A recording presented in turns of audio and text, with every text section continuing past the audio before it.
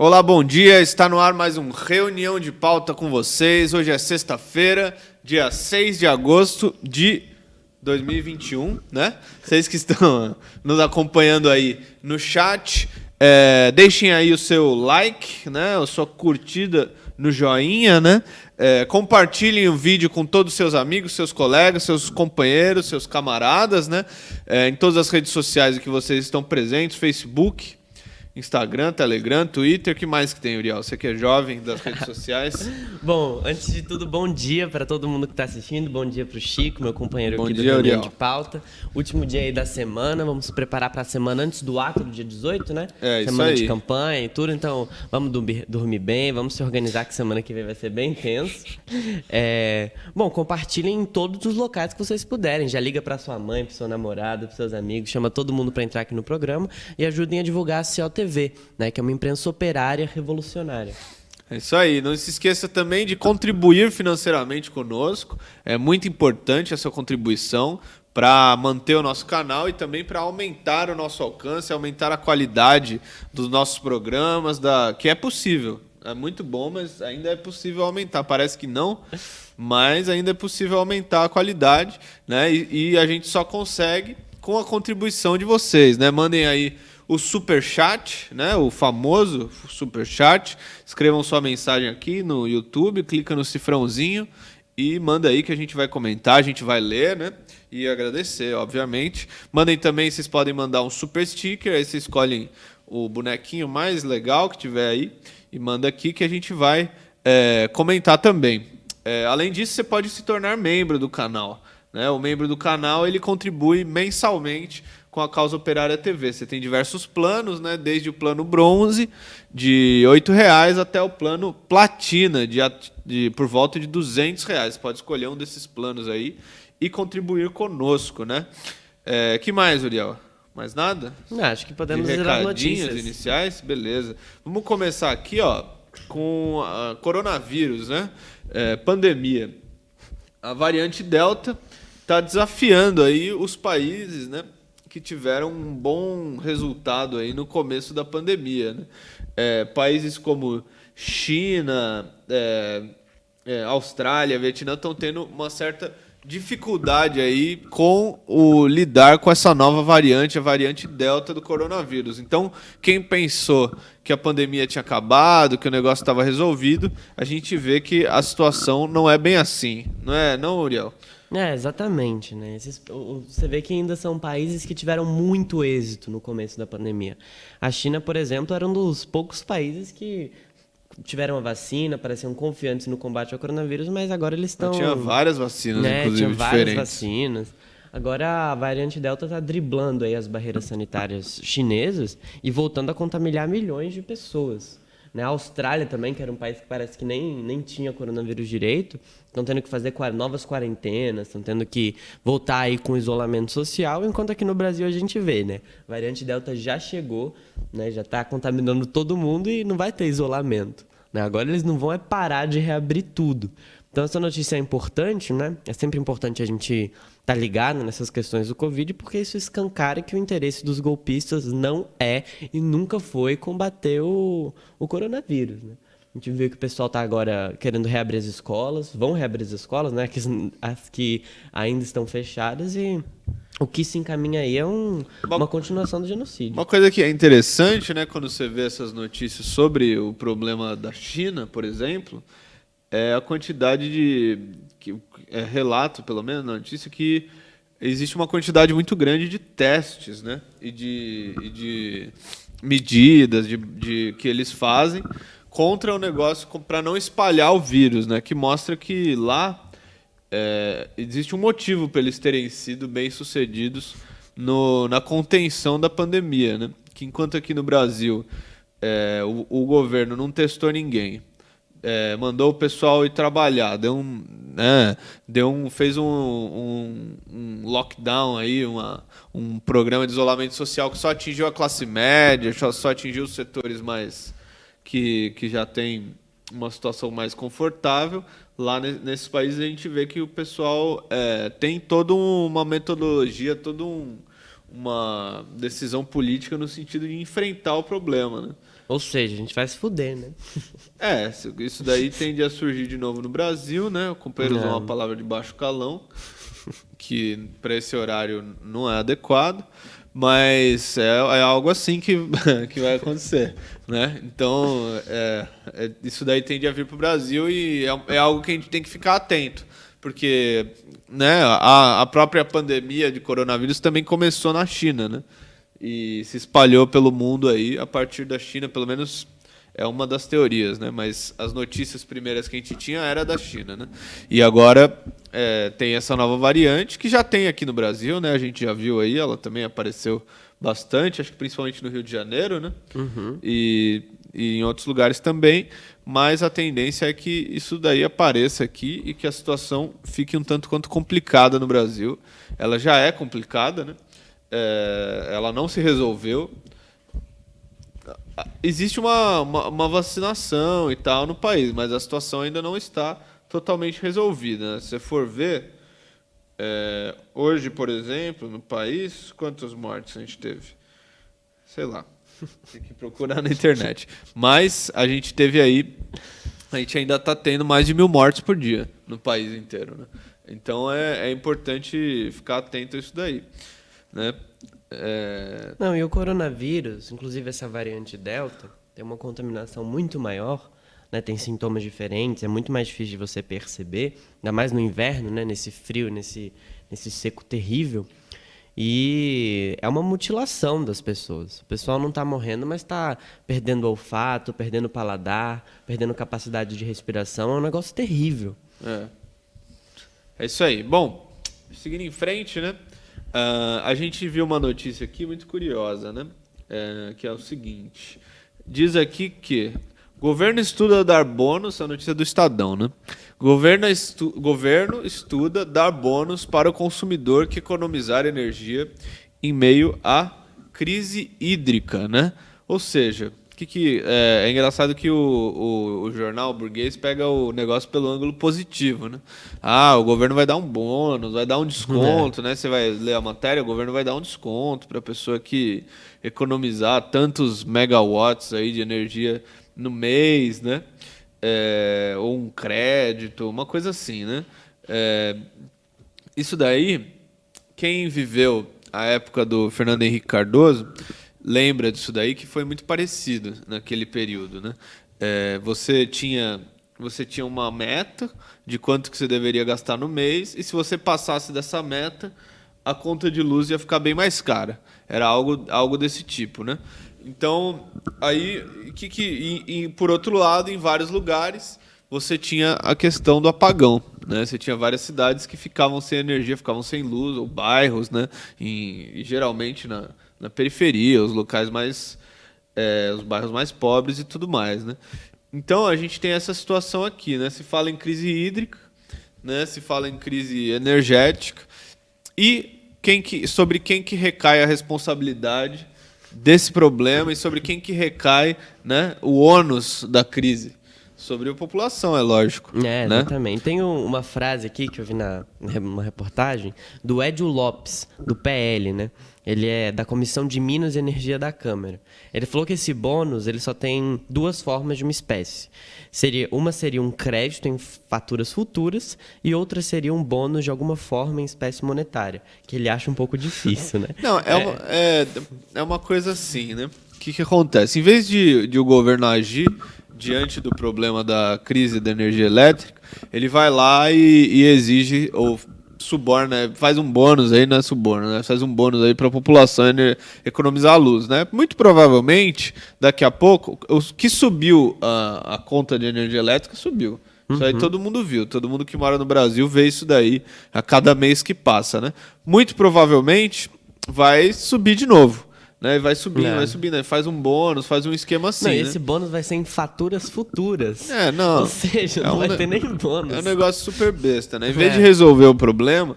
E aí a gente tem também a questão da privatização da Eletrobras, né? Já foi colocado isso daí, né? O governo, então, privatiza, o negócio já está muito ruim, tende a ficar pior, né? E com a privatização mais caro, porque você começa, como a empresa que comprou a Eletrobras é uma empresa estrangeira, você vai pagar em dólar, né? Você vai pagar sua conta de luz no valor, né? Ele tem que ser lucrativo para a empresa estrangeira que comprou a Eletrobras. Então você vai pagar a conta de luz em dólar. E aí e a oferta de luz tende a ser menor, porque a oferta de energia, né? Porque a intenção de uma empresa privada é naturalmente fazer com que você pague mais por menos qualidade de produto, qualidade de serviço, né? Então é isso daí. Para os propagandistas aí da privatização, a situação da energia elétrica no Brasil é essa daí, né? Bom, Uriel, você falou para mim que você queria falar da torcida do Corinthians, né? O que aconteceu lá? Claro, eles deram um exemplo aí para várias torcidas organizadas, né? Um exemplo de mobilização, porque várias organizadas do Corinthians aí realizaram um protesto em frente ao Parque São Jorge, em São Paulo. Né, criticando aí os profissionais do clube, principalmente criticando aí os empresários, né, chamando eles de bando de ratazana, não se poupando aí de xingamentos e defendendo aí os votos para os torcedores, né, chamando aí Salve o Corinthians, que é uma demanda muito importante, né? O PCO reivindica aí o controle popular dos clubes de futebol, né, contra o assédio aí dos capitalistas, né, essa coisa do clube empresa e tudo, e que é muito importante que as torcidas elas estejam um peso real nas decisões que estão sendo colocadas nos times, né? Porque a gente sabe, o pessoal vai destruir cada vez mais o futebol brasileiro, os clubes e as próprias torcidas, né? Então é fundamental isso daí, é uma reivindicação muito importante aí no momento, e eles estão dando exemplo. A gente precisa fazer ato, precisa ir para a rua, precisa se mobilizar para de fato poder ter algum controle aí popular, não só nos clubes de futebol, mas nas próprias eleições, no próprio desenvolvimento aí do país. Lembrando que as torcidas organizadas são importantes setores da classe operária, setores organizados da classe operária, né? Então, isso daí é uma demonstração de consciência política, que é uma coisa que deve ser apoiada naturalmente, né? A gente teve uma atuação importante aí das torcidas, por exemplo, no enfrentamento com os fascistas aí no ano passado, né? Então é sempre importante incentivar isso daí, né? Bom, deixa eu dar um bom dia aqui para os nossos companheiros aqui do chat, né? O companheiro Sik está aqui. Companheiro Rude, não sei ler isso aqui, Rude Rigen, 1917. Bom dia, companheiro. Companheira Cecília Maria mandou um super sticker pra gente. Muito obrigado, companheira. Bom dia, companheira. Faça como ela, mande você também o super sticker, contribua com a Causa Operária TV. Companheira Jane Lorena está por aqui também, bom dia. O Dan Robot também, muito bom dia. E a companheira Rosângela Barbosa de Oliveira, ela perguntou aqui, sexta-feira, boas notícias? Olha, sempre tem boas notícias, né? Todos os dias tem boas notícias.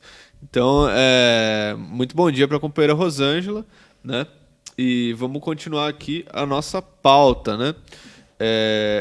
Então, uma notícia sobre os bancários, né?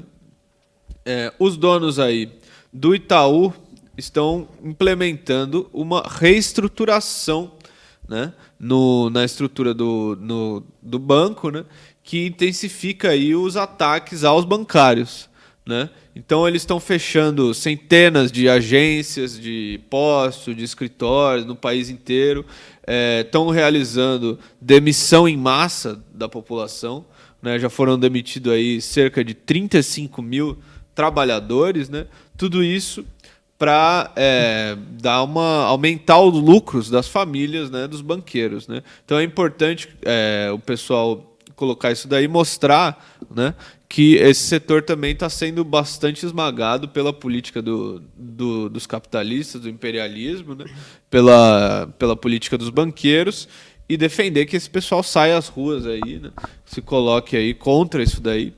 A gente vai ter a manifestação do dia 18, né, agora em agosto. Então essa categoria, a categoria dos bancários, né, e todas as outras categorias atingidas pela política dos golpistas e dos capitalistas devem se mobilizar e sair às ruas Na manifestação É, aí, né? exatamente. É preciso chamar uma mobilização imediatamente das organizações dos trabalhadores bancários, né? Lembrando que é uma importante categoria operária, né? E que os direitos estão sendo sendo destruídos um a um depois do golpe. São direitos que foram conquistados com mais de um século de lutas e é o momento de lutar novamente. Lutar arduamente aí contra o governo Bolsonaro, contra os golpistas, porque esse pessoal vai arrancar a pele aí dos bancários de pouquinho em pouquinho até destruir tudo, né? É isso aí. Bom, entrando agora no tema central, né? O que aconteceu? Ontem, a privatização dos Correios, né? O texto base que permite a privatização dos Correios foi aprovada na Câmara dos Deputados, né? Vai ter o projeto de lei foi feito com a relatoria do deputado Gil Cutrim, do Partido Republicanos, né? E foi aprovado por 286 votos a 173. Né? E a gente vê aí o que é importante ressaltar, né, sobre isso daí. Bom, todo mundo sabe, né, Uriel? Você sabe, eu sei, todo mundo sabe as consequências nefastas e o próprio princípio absurdo que é a privatização de uma empresa como os Correios. Né? Isso daí é uma entrega do patrimônio nacional para os capitalistas, né, num patrimônio que pertence ao povo. Isso aí é uma coisa que tá dada aí, todo mundo compreende isso daí, né? E compreende não vai chegar coisa em lugar nenhum, né? Não, isso é outra coisa, né? O serviço vai piorar imensamente, né? Então, é importante colocar isso daí. Não é simplesmente que é um roubo, que é um absurdo, que é um crime, né? Você vai ter uma consequência direta. Primeiro, o serviço dos Correios vai piorar imensamente. Segundo, vai ficar mais caro. Muito mais caro. Né? E o que pode acontecer, inclusive, é os caras acabarem com os Correios, né? Vai entrar um monte de... todo mundo. Já estão fazendo isso, né? É possível que eles nem aumentem os salários e tudo com a inflação subindo. Vai entrar um monte de empresa estrangeira aí, né? FedEx, UPS, empresas norte-americanas da vida aí, e vão tomar o lugar dos Correios, que são uma importante empresa dos trabalhadores brasileiros, né? Então isso daí é uma coisa. Mas uma coisa que é importante, que o pessoal tem que lembrar, é o seguinte: esse crime, esse roubo, essa entrega de uma importante empresa, de um importante patrimônio do povo brasileiro, foi aprovada com votos de partidos como o PV, o PDT e o PSB. E fundamentalmente o PSDB, lógico, né? Que são partidos aí que se vendem aí como partidos de esquerda, né? Para um setor mais incauto aí da população. Muita gente tem essa ilusão aí de que o PDT seria um partido de esquerda, né? O Ciro Gomes seria um partido de esquerda, sei lá, o Ciro Gomes não é um partido, né? Uma pessoa de esquerda, uma pessoa do PDT, o PV, né? Só que esses partidos são todos partidos de direita. São todos partidos comprados pela burguesia. Partidos comprados pela burguesia que estão aí aprovando a entrega de uma das empresas mais importantes aí, de umas estatais mais importantes do país, né? E aprovando isso daí. Isso já foi aprovado na Câmara dos Deputados e, ao mesmo tempo, a esquerda, né, um setor da esquerda pequeno-burguesa, quer trazer esse pessoal para as manifestações. E aí? Como é que você vai fazer? Vai chegar aí no dia 18, tem manifestação, você vai falar contra a privatização dos Correios na manifestação, só que tem lá partidos que votaram a favor. É um negócio absurdo, né? É um crime contra a manifestação. É quase que você chamar o próprio Bolsonaro para vir na manifestação contra a privatização dos Correios. Né? O próprio PSDB, eu nem falo do PSDB porque é um negócio meio surreal, né? O negócio do PSDB. Mas vai estar lá o PSDB na manifestação, quer dizer, o pessoal quer levar, né? Não sei se eles vão estar. Na última manifestação aqui em São Paulo, eles já... Se é que eles foram, eles não levaram bandeira, não levaram nada, eles estavam mais pianinho, né? Que nem o pessoal fala. Vai estar lá esses partidos, né? Que inclusive o pessoal leva para falar no carro de som, né? E vai estar lá para... Você vai falar contra a privatização dos Correios, só que o pessoal tudo votou a favor. E aí?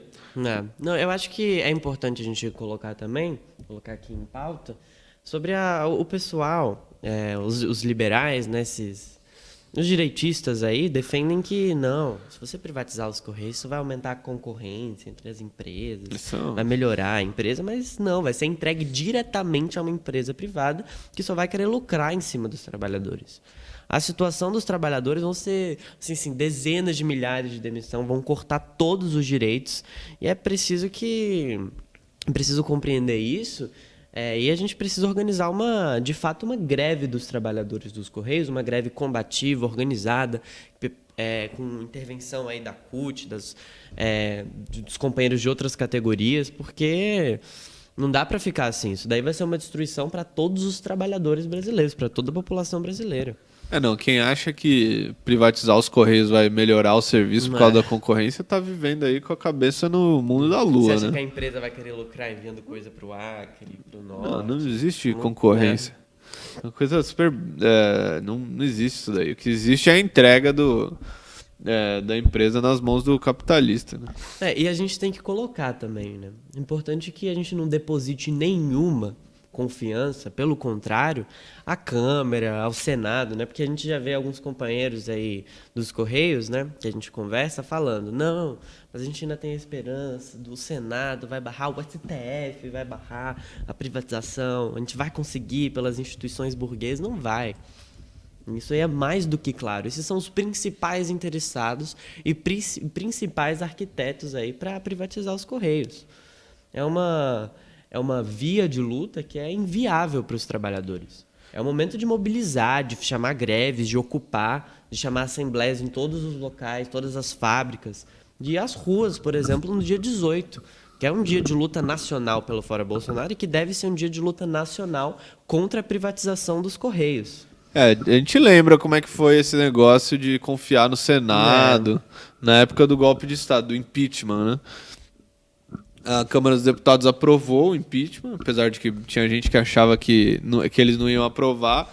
Aí eles achavam que o Senado ia conter isso daí. Aí todo mundo viu o papelão que foi. O Senado é ainda mais golpista que a Câmara. Exato. A gente precisa ter isso em mente. Esse negócio conjunto ainda menor, mais antidemocrático. Esse negócio passou pela Câmara, nossa, agora vai passar voando ali pelo Senado, né? Então é importante que haja uma mobilização. Se não houver mobilização, se o pessoal não sair às ruas, né, é muito mais complicado. Então precisa fazer, né? A gente tá aí no título nosso.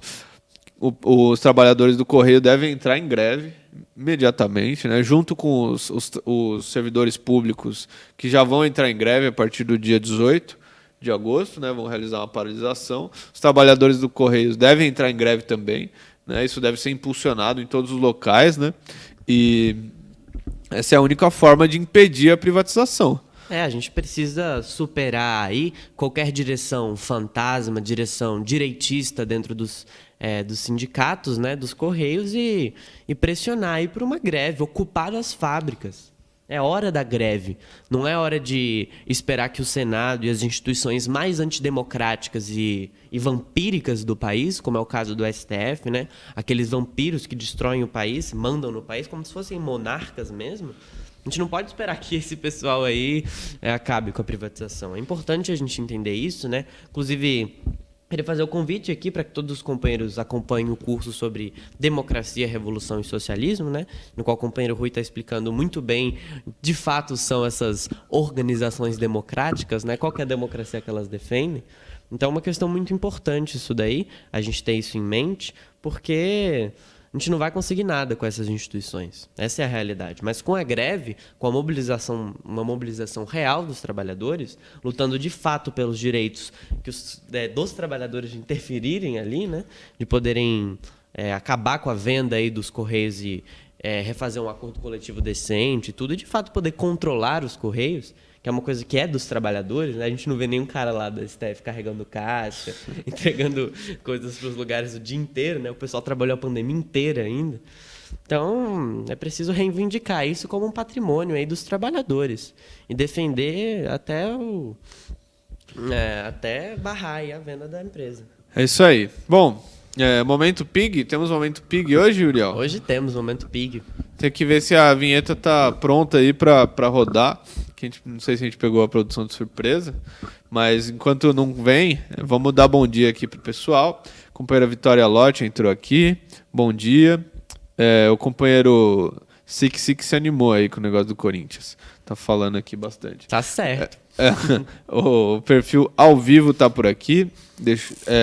Que mais? Dione Alex também entrou aqui. Acho que os outros nós já havíamos dado bom dia. Você está aí acompanhando? Deixe sua mensagem no chat. Deixe o seu bom dia, né? Participe do debate, né? Que nós comentamos aqui, nós damos bom dia para vocês também, né? Temos a vinheta, produção do Momento Pig.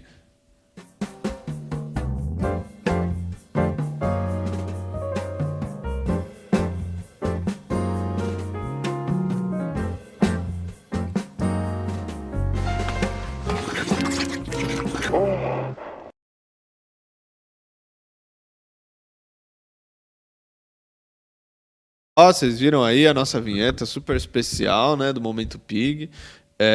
O companheiro Uriel vai comentar aí, né, o que é. A gente viu hoje só, né, que teve o editorial do Estadão e o editorial da Folha estavam bem parecidos, né? A imprensa burguesa, né, no geral, tá com uma unidade aí para colocar que o Bolsonaro, ele é um presidente sem freios, né? Ele é um ensaio aí de um possível ditador. É importante a gente colocar isso daí, né? Por isso tem o próprio Momento Pig, porque é aquela coisa. Ele é um ensaio de ditador, ele é um presidente sem freios. Então, qual que é a conclusão do pessoal? Não, a gente precisa parar o Bolsonaro pela lei. A gente precisa, com as instituições burguesas, frear o Bolsonaro, conter o Bolsonaro. Em nenhum sentido, o pessoal quer, de fato, derrubar o governo Bolsonaro, como eles colocam, né? O fora Bolsonaro e tudo. O pessoal tenta colocar o Bolsonaro como se fosse um louco, né? O que talvez ele possa até ser, em alguma medida, mas, de fato, o que eles querem é frear o Bolsonaro, porque os verdadeiros ditadores aí, né, é o pessoal do Centrão, é a burguesia. São justamente essas instituições. Então, quando eles entram aí colocando que o Bolsonaro deveria ser freado, aquela velha campanha, né, de colocar o Bolsonaro na linha, principalmente com tudo que está acontecendo agora, né, com o Bolsonaro denunciando a fraude, né, ele mesmo foi eleito pela fraude, mas denunciando aí a fraude, a questão das urnas eletrônicas, o pessoal está desesperado aí para conter o Bolsonaro, mas de forma alguma para derrubá-lo, né? Importante colocar que o Bolsonaro ele está fechado com a burguesia. Contra o Lula, se não for emplacada aí uma candidatura de terceira via, eles vão colocar o Bolsonaro, né? Nem que seja aquele Bolsonaro mais adestrado e tudo. Porque fala aqui, por exemplo, Jair Messias Bolsonaro, isso no editorial da Folha, né? Que o título é Ensaio de Ditador. Jair Messias Bolsonaro é um presidente contra a Constituição. Comete desvarios em série na sua fuga rumo à tirania e precisa ser parado pela lei que despreza. Ou seja, o Bolsonaro não respeita as instituições da burguesia, né? Que, na verdade, ninguém deveria respeitar realmente. Mas que eles colocam aqui que o Bolsonaro precisa ser adestrado aí por essas leis, por essas instituições, para ele, de fato, não se tornar um tirano, né? Que a gente precisa parar essa tirania e essas investidas contra a democracia e o sistema eleitoral, né? Importante colocar isso daí porque coloca o desespero da burguesia, não só para fraudar as próximas eleições, mas para conter a radicalização do país, né? Com a ausência da esquerda nessa discussão do voto impresso, eles deixaram isso para a extrema-direita, né? Que é um negócio, é o fim da picada para a esquerda, né? Você vê que a esquerda nem consegue se pronunciar direito sobre isso. Falam que é um monte de fascista e tudo, não entendem a realidade aí dessa reivindicação, que é uma reivindicação popular. O voto impresso auditável é para tornar as eleições aí mais democráticas. Também não vai tornar aí de fato um negócio democrático, porque a gente sabe como é, vão fraudar de qualquer forma, mas é um eixo que a extrema-direita encontrou de fazer campanha e que agora parece que eles que são os defensores da democracia popular e tudo, quando na verdade não é, né, Chico? No fim das contas, né, lógico que diante de toda a questão do voto impresso, né, toda a manobra golpista que é feita em todas as eleições vai muito além da fraude nas urnas, apesar dela evidentemente existir, né? Então é importante que isso daí, que a gente saiba que é uma campanha, né? Que nem você falou, é uma reivindicação que apela muito à população, porque é lógico que todo mundo que não é besta sabe que tem fraude, numa urna eletrônica. É uma coisa óbvia isso daí. Só a esquerda super preocupada aí com a opinião da burguesia, super preocupada em fazer demagogia com a imprensa burguesa e com o setor bem pensante da burguesia para defender que não há fraude nas urnas eletrônicas, né? Mas a manobra golpista vai muito além disso daí, né?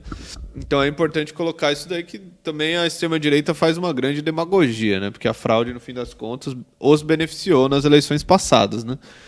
E que também mostra que eles têm bastante consciência da fraude, e eles sabem que a fraude eleitoral nessas próximas eleições está direcionada contra eles, né? O Bolsonaro, a colocação do Bolsonaro é que ela é para eleger o Lula, mas é claro que não é isso daí, né? É óbvio que ela é para eleger o João Dória, é para eleger aí o candidato mais de acordo com os interesses da burguesia, né? Então, tem que colocar aqui a audácia do pessoal, porque o Estadão, que é uma empresa que defendeu diariamente o golpe de Estado, que deu o golpe de Estado, colocou que essas manifestações do Bolsonaro são explicitamente manifestações golpistas. E eles falam a mesma coisa que o editorial da Folha. Fala que quem tem que brecar o Bolsonaro é a lei. É a mesma colocação. Ele fala, o Bolsonaro está sem freios, né? É o título do negócio.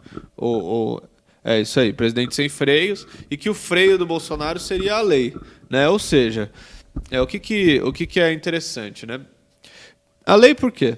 Por que colocar a lei contra o Bolsonaro? O que efetivamente ele fez que poderia ser considerado crime no que diz respeito aí a esse problema da campanha pelo voto impresso? Ele cometeu algum crime? Qual que é o crime, afinal? Teria que ver isso daí, né? Porque o pessoal está falando, tem que botar a lei, né, contra o Bolsonaro. Tem que botar a lei contra as declarações do Bolsonaro. Mas qual o crime que ele cometeu? Assim, se for... Aí a esquerda vai lá e defende isso daí, né? Ou seja, defende que seja crime que você faça campanha por uma eleição mais democrática.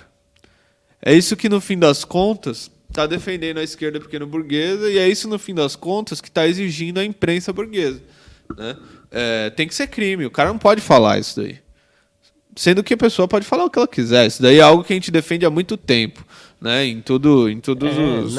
Assim, uma coisa que eu acho que vale colocar é que o Bolsonaro, né, nessa defesa aí do voto impresso, do armamento e tudo, não é um verdadeiro radicalismo. Ele não está de fato defendendo aí que a população se arme, que todo mundo tenha o direito de ter uma arma, que o povo tenha direito de fato ter um controle sobre as eleições. É uma demagogia da extrema-direita. Porque eles não são verdadeiramente radicais. Eles não propõem, de fato, um programa popular. Eles não defendem as reivindicações populares. Eles defendem as mesmas reivindicações que o TSE, que o STF, e que toda essa corja aí de golpistas e de burgueses. Isso aí é importante de colocar, porque, em uma grande medida, isso aí é uma briga de comadres. Fica um falando de um jeito, um falando de outro, mas finalmente todos defendem a fraude nas eleições. Bolsonaro se elegeu através de uma fraude. Como é que ele não vai defender essa fraude? Né? Então é importante colocar isso daí, e que assim, o Bolsonaro não vai ser barrado pelo STF, pelo TSE. Eles são aliados do Bolsonaro. Eles só fazem esse jogo para colocar que, na verdade, qual que é a polarização? Não é entre o Lula e o Bolsonaro. Não, entre o Bolsonaro e a democracia. Entre o Bolsonaro e o João Dória. Entre o Bolsonaro e aos liberais aí que estão arrancando da população com essas leis aí, né? Que eles defendem, que você vê que é cada lei aí para ferrar com o povo. E a gente precisa compreender isso daí, porque não é de fato uma guerra aí que seja real entre esses setores. É uma guerra demagógica. É justamente para golpear a candidatura do Lula. O Lula também, o próprio PT e tudo, esse pessoal não é que eles odeiam o voto impresso e tudo, o povo, né? A esquerda. É porque a esquerda está se ausentando completamente do que acontece. A esquerda não se posiciona. E quando se posiciona, fala aquelas histerias malucas, né? É um bando de fascistoide do voto impresso, isso e aquilo, e não entende realmente o que está acontecendo. Ou não se nem sei se propõe a entender, né? Às vezes a intenção é realmente ficar lá pagando pau para esses ministros aí, para esses caras aí do STF vampíricos, né? No fim das contas, a gente vê que essa questão do Bolsonaro, e a defesa dele do voto impresso é tudo não é nem voto impresso que ele defende, né? Ele defende o voto auditável, né? Isso daí é tudo uma grande demagogia, né? Porque o que seria um radicalismo de fato, que deveria ser o programa da esquerda, que deveria ser o programa da classe trabalhadora, é o voto impresso e ponto final. Né? Só no papel, não vai passar por urna eletrônica, porque o voto auditável é o Bolsonaro poder auditar as urnas controladas pelo pessoal que é contra ele. Né? Seria um semi-voto auditável. Seria algo assim, né? Porque não é que ele quer que o voto seja impresso. E um programa que seria mais verdadeiramente popular seria a defesa de uma coisa mais radical, do voto impresso e ponto final. Né? É a mesma coisa o armamento. Acabar. O armamento é a mesma coisa. A defesa do armamento do Bolsonaro é o armamento para a classe média, né? Para o pessoal que apoia ele, para a direita e tudo mais. Não, o armamento deveria ser um direito de toda a população. Né? Todo povo deveria ter o direito de se armar. Né? Isso daí é algo que é a diferença entre um verdadeiro programa popular, né, e a demagogia besta aí que a extrema-direita faz e que a burguesia fica muito assustada, inclusive, porque pode levar a uma radicalização do negócio. Né? Bom, Uriel e companheiros que nos acompanham, estamos chegando ao final. Né? Queria agradecer a todos que nos acompanharam aqui, todos que deixaram suas mensagens, né, no chat. Lembrando que reunião de pauta volta só na segunda-feira, né? No final de semana o pessoal vai descansar da gente. E na segunda-feira estaremos de volta aí com mais notícias, mais polêmicas, né? Mais temas aí para discutir aqui com vocês. Bom dia, companheiros. Até segunda-feira. Até a próxima. Valeu, bom dia, até segunda.